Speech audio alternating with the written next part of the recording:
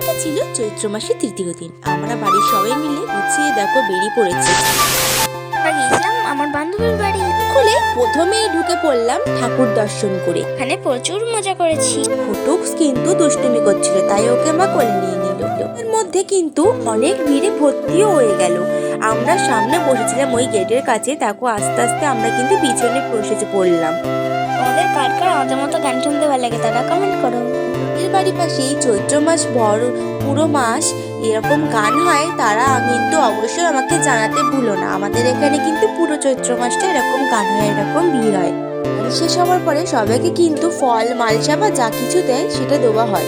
এখানে কিন্তু সবাই দাঁড়িয়ে পড়েছে। আমি আর টুক সেখানে একটু দেখো ফটো তুলে নিচ্ছিলাম।